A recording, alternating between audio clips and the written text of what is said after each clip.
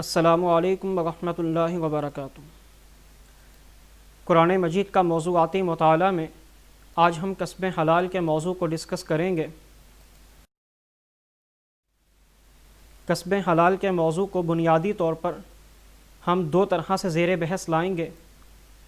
ایک کسب حلال کے عمومی بحث، جس میں کسب حلال کے لغوی معنی، کسب حرام، کسب حلال کی ضد، کسب حلال کی اہمیت و فضیلت پر بات ہوگی، اور کسب حلال کی خصوصی بحث سورہ طٰہٰ کی آیت نمبر 81 کی روشنی میں ان نکات پر مبنی ہوگی۔ حلال اور پاکیزہ چیزیں کھانے کی اجازت و تاکید، سرکشی اور نافرمانی سے ممانعت، باز نہ آنے کی صورت میں اللہ کے غضب نازل ہونے کی خبر، مغضوب علیہ جن پر اللہ تعالیٰ کا غضب نازل ہوا کی ہلاکت و بربادی کی خبر۔ سب سے پہلے کسب حلال کے لغوی معنی دیکھتے ہیں۔ کسب حلال دو الفاظ سے مرکب ہے۔ کسب کے معنی کمانے کے ہیں اور حلال کے معنی گرہ کشائی کے۔ کسب حلال سے مراد شریعت اسلامی کے مقرر کردہ حدود کے اندر رہتے ہوئے جو رزق حاصل کیا جائے یا کمایا جائے، کسب حلال کہلاتا ہے۔ کسب حرام کسب حلال کی ضد ہے۔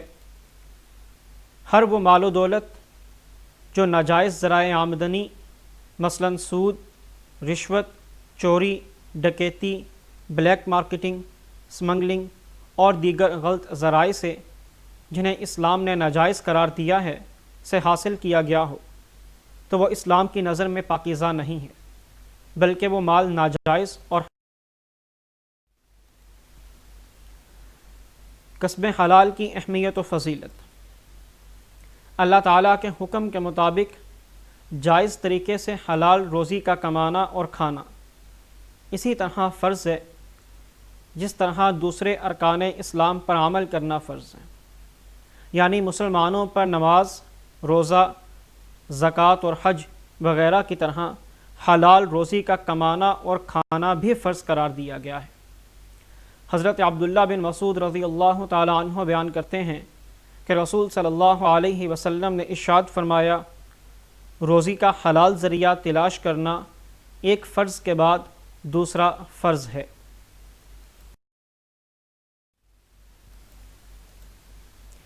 حصول رزق حلال یعنی عبادت قرار دیا گیا ہے، یعنی جب کسی کا کھانا پینا اور پہننا سب کسب حلال سے ہوگا تو اس کا کھانا پینا اور پہننا سب کچھ عبادت میں شمار ہوگا۔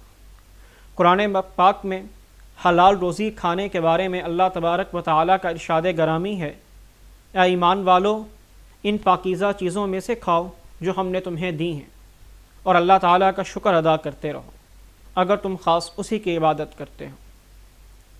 کسب حلال کی فضیلت و اہمیت کو حضور صلی اللہ علیہ وسلم نے بھی اپنی احادیث مبارکہ کے اندر بیان فرمایا ہے۔ جیسا کہ ایک حدیث میں ہے، ایک صحابی رسول نے نبی کریم صلی اللہ علیہ وسلم سے دریافت کیا، کون سا رزق افضل اور طیب ہے؟ آپ صلی اللہ علیہ وسلم نے فرمایا، کسب ید اور بیع مبرور۔ اسی طرح آپ صلی اللہ علیہ وسلم نے کسب حرام کی مذمت کرتے ہوئے ارشاد فرمایا، تاجر لوگ قیامت کے دن بدکار اٹھائے جائیں گے، یعنی تاجروں کا حشر بدکاروں جیسا ہوگا، سوائے خدا ترس تاجروں کے جنہوں نے اپنی تجارت میں تقوی، نیکی اور حسن سلوک اور سچائی کو اپنایا ہوگا۔ کسب حلال کی خصوصی بحث سورہ طٰہٰ کی آیت نمبر 81 کی روشنی میں۔ قرآن مجید میں اللہ تعالیٰ ارشاد فرماتے ہیں، کُلُوا مِن طَیِّبَاتِ مَا رَزَقْنَاکُمْ وَلَا تَطْغَوْا فِیہِ فَیَحِلَّ عَلَیکُمْ غَضَبِی وَمَن یَحْلِلْ عَلَیہ غَضَبِی فَقَدْ ہَوَا۔ کھاؤ ان چیزوں میں سے، کھاؤ ان پاکیزہ چیزوں میں سے جو ہم نے تمہیں دی ہیں، اور ان میں حد سے نہ بڑھو ورنہ تم پر میرا غضب اترے گا، اور جس پر میرا غضب اترا تو یقیناً وہ ہلاک ہو گیا۔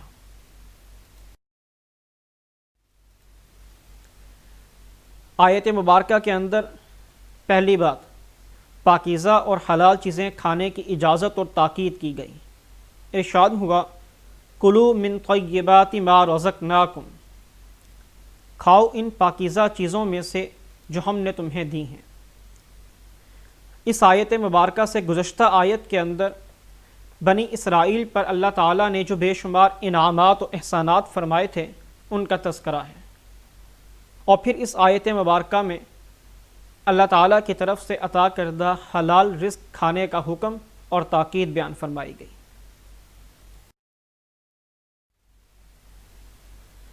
رزق حلال اور پاکیزہ چیزیں کھانے کا حکم صرف بنی اسرائیل کو ہی نہیں، بلکہ یہ اس قدر اہم فریضہ ہے کہ اس کے متعلق اللہ تبارک و تعالی نے سورۃ المومنون کی آیت نمبر 51 میں تمام رسولوں کو مخاطب کرتے ہوئے ارشاد فرمایا یا ایھا الرسل کلوا من الطیبات واعملوا صالحا، اے رسولو کھاؤ ستھری چیزیں اور کام کرو بھلا۔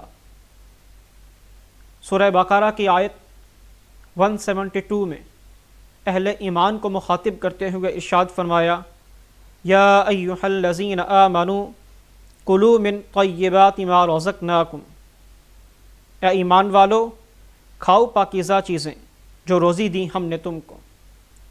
اور اسی طرح سورہ بقرہ کی آیت نمبر 168 کے اندر روئے زمین کے تمام لوگوں کو مخاطب کرتے ہوئے ارشاد فرمایا یا ایھا الناس کلوا مما فی الارض حلالا طیبا، اے لوگو کھاؤ زمین کی چیزوں میں سے حلال اور پاکیزہ۔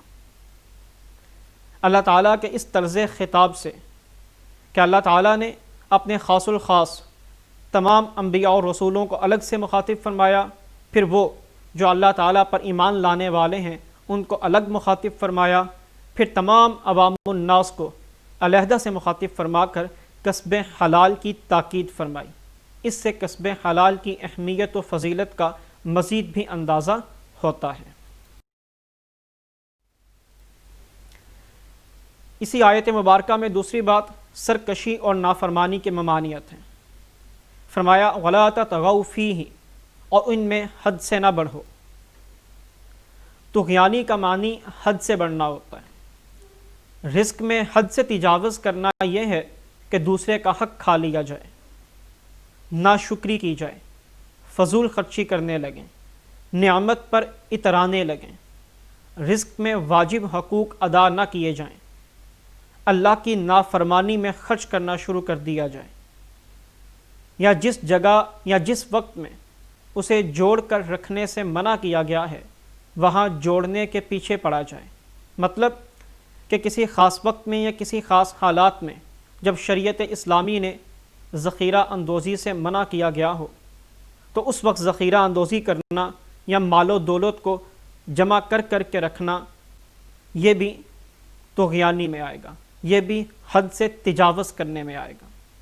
غرض حکم یہ دیا گیا کہ اللہ تعالیٰ کی عطا کردہ نعمتوں کو اللہ کی حدود سے تجاوز اور نافرمانی کا ذریعہ مت بناؤ۔